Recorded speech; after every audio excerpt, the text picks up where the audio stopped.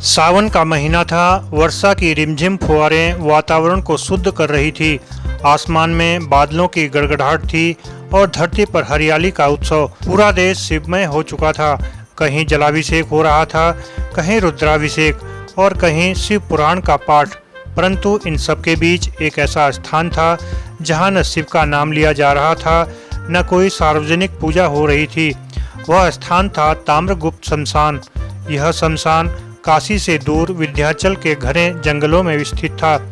वहां न कोई जाता था, न कोई वहां से लौटकर आता था। कहा जाता था कि वह स्थान माता काली की गुप्त साधना भूमि थी, जहां तांत्रिक साधक सावन की अमावस्या पर विशेष अनुष्ठान करते थे। यह कथा है एक ऐसे साधक की जिसका नाम था तपोनाथ। बचपन से ही वह काली मां के प्रति अत्यंत श्रद्धालु था। जहां लोग शिवलिंग की परिक्रमा करते थे, वह काली मंदिर में घंटों बैठा रहता। उसकी मां कहती, बेटा सावन में भोलेनाथ की पूजा करो, काली की नहीं। पर तपोनाथ कहता, मां जहां शिव है वहीं तो शक्ति है। अगर शिव सावन में जागते हैं तो शक्ति गुप्त रूप से विराजती है। एक दिन सावन की शुरुआत से पहले तपोनाथ को एक स्वप्न आया। स्वप्न में एक काली छाया ने उसे पुकारा, तपोनाथ ताम्रगुप्त शमशान में आओ। सावन की अमावस्या को वह रहस्य प्रकट होगा जिसे युगों तक छिपाया गया है। जब वह उठा, उसका शरीर कांप रहा था, पर मन अद्भुत ऊर्जा से भर गया था। उसने तय किया कि वह इस सावन ताम्रगुप्त शमशान जाएगा और माता की गुप्त आराधना करेगा। विंध्याचल के जंगल घने भयावह थे। साधारण मनुष्य वहां एक पल भी अकेले नहीं रह सकता था। पर तपोनाथ निडर होकर जंगल में बढ़ता गया। 7 दिन की कठिन यात्रा के बाद वह उस रहस्यमयी शमशान में पहुंचा।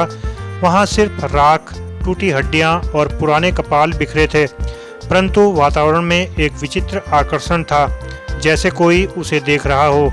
उसने एक त्रिकोण आकृति बनाई, दक्षिणमुखी दीपक जलाया और तांत्रिक विधि से जप करना आरंभ किया। ओम क्रीम कालिकाय नमः। जैसे ही रात्रि बढ़ी, वातावरण में बिजली सी कौंधने लगी।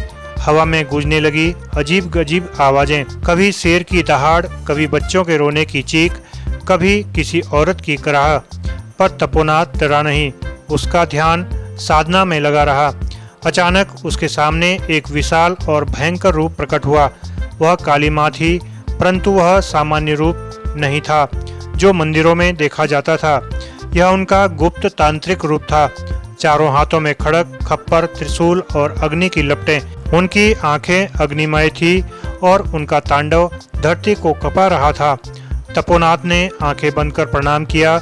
मां काली की वाणी गूंजी, वत्स तूने मेरी उस शक्ति को जगाया है जिसे केवल गुप्त तांत्रिक साधक ही जान पाते हैं। सावन में जब पूरा संसार शिव की आराधना में मग्न रहता है, तब मैं ताम्रगुप्त में जागृत होती हूँ। यह समय शक्ति के जागरण का है, परंतु ये ज्ञान सभी को नहीं दिया जाता। माँ काली ने उसे बताया कि सावन के महीने में उनकी 3 गुप्त रूपों में आराधना की जाती है। नंबर 1 महाकाली, गुप्त समय साधना के लिए। नंबर 2 भीषण काली, अशुभ शक्तियों के नाश के लिए। नंबर 3 दया काली, भक्तों को वरदान देने के लिए। परंतु ये तीनों रूप एक साथ तभी प्रकट होते हैं जब कोई साधक संपूर्ण निष्ठा, संयम और आत्मबल से साधना करे। माँ काली ने कहा, हर युग में कुछ गुप्त साधक होते हैं जो सावन की अमावस्या को मेरी आराधना करके लोक कल्याण का मार्ग बनाते हैं। तुम उनमें से एक हो। तुम्हें माया रहस्य सौंपा जाएगा, पर उसकी रक्षा करना तुम्हारा धर्म होगा। माँ ने अपने खप्पर में से एक दिव्य पुस्तक निकालकर तपोनाथ को दी। यह माया रहस्य नामक ग्रंथ था, जिसमें तंत्र, ध्यान, भविष्य और आत्मज्ञान की गूढ़ बातें लिखी थी। इस ग्रंथ में ऐसे मंत्र और विधियां थी जो समय आने पर समाज, धर्म और आत्मा की रक्षा कर सकते थे। पर माँ ने चेतावनी दी, इस रहस्य का दुरुपयोग हुआ तो त्रिलोक संतुलन बिगड़ जाएगा। जब तक समय न हो इसका उपयोग मत करना। मैं हर सावन की अमावस्या पर तुम्हारी परीक्षा लूंगी। तपोनाथ ने प्रण किया कि वह इस रहस्य को किसी स्वार्थी या अहंकारी व्यक्ति के हाथ नहीं लगने देगा। उसने जंगल के भीतर ही एक गुफा बनाई और वहीं मां की मूर्ति स्थापित की, जिसे केवल वही देख सकता था। जिसे माँ अनुमति दे। वह हर वर्ष सावन में गुप्त आराधना करता और बाकी समय में तीर्थों में घूम घूम कर लोगों की सहायता करता। सालों बीत गए। एक दिन एक अघोरी साधक ने तपोनाथ से उस पुस्तक के बारे में जान लिया और उसे हथियाने की योजना बनाई।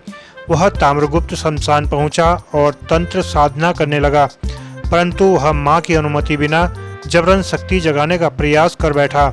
उस रात आकाश से बिजली गिरी, पृथ्वी कांप उठी और एक बार फिर माँ काली प्रकट हुई, पर इस बार उनके नेत्र प्रलय लाने वाले थे। उन्होंने अघोरी को चेताया, पर जब वह नहीं रुका तो माँ ने अपने त्रिशूल से उसका नाश कर दिया। वह रात विनाश की अमावस्या के नाम से प्रसिद्ध हो गई। तपोनाथ ने वृद्धावस्था में माँ काली के आदेश से एक गुप्त मंदिर बनवाया, जहाँ कोई मूर्ति नहीं थी, केवल एक खड़क, एक खप्पर और एक दीपक रखा था। यह मंदिर आज भी विंध्याचल के पास स्थित है, पर वहाँ प्रवेश केवल रात्रि में और केवल सावन की अमावस्या को होता है। कहा जाता है कि आज भी कोई सच्चा भक्त यदि सावन की अमावस्या को उस मंदिर में माँ को सच्चे भाव से पुकारे तो माँ प्रकट होकर दर्शन देती है, परंतु केवल उतना ही रहस्य बताती है जितना वह सह सके। आज के समय में लोग सावन को केवल जल चढ़ाने और व्रत करने का महीना मानते हैं, पर इस कथा से ज्ञात होता है कि यह महीना केवल शिव का नहीं बल्कि शक्ति का भी जागरण काल है।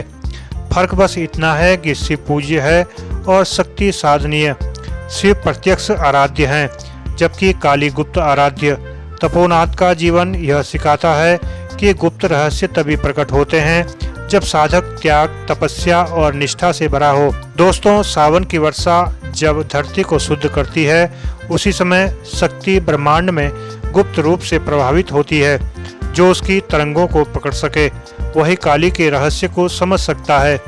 बाकियों के लिए वह बस एक देवी है, परंतु साधक के लिए वह ब्रह्मांड की अधिष्ठात्री शक्ति है। दोस्तों, अगर आपको यह वीडियो पसंद आई हो तो वीडियो को लाइक करें, शेयर करें और मेरे इस चैनल को भी सब्सक्राइब अवश्य करें। धन्यवाद।